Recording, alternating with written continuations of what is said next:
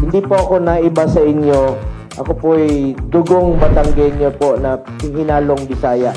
Pag pinaghalo ang Bisaya at ang Batanggenyo, ang resulta niyan, tapang at malasakit sa kapwa Pilipino.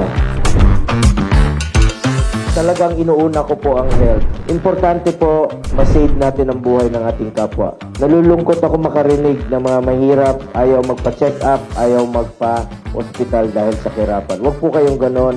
Tulungan po natin sila na madala sa hospital. Dito po, napalaking tulong po sa amin po mga mamay ng Agoncillo yung pinatayo ni Senator Bongo. Mapanabangan po dahil lamang na lamang po dito yung mga mas mahihirap na tao.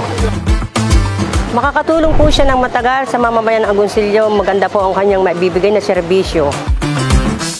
Ilapit natin yung serbisyo medikal. Meron pong 18 itatayo na Super Health Center sa buong probinsya ng Batangas at mahigit 600 po sa buong Pilipinas.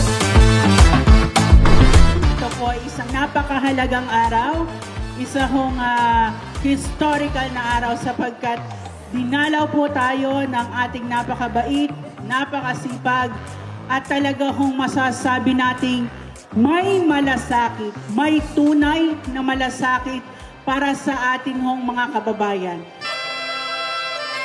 Pinabati ko ang ating Agoncillo softball team at ako po ay willing tumulong sa kanila kasi gusto ko pong ilayo ang mga kabataan sa illegal na droga.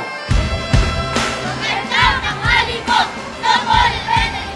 Ito ang kapanata! Dalalan! Dalalan! Dalalang siyang lutunan naman iba! Hashtag Dalalan! Hashtag Agoncillo! Grabe puso!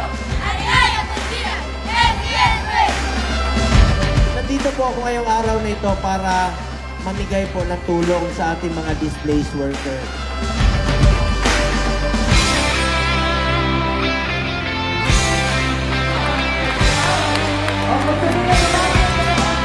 Alam nyo, isang beses lang tayo dadaan sa mundong ito.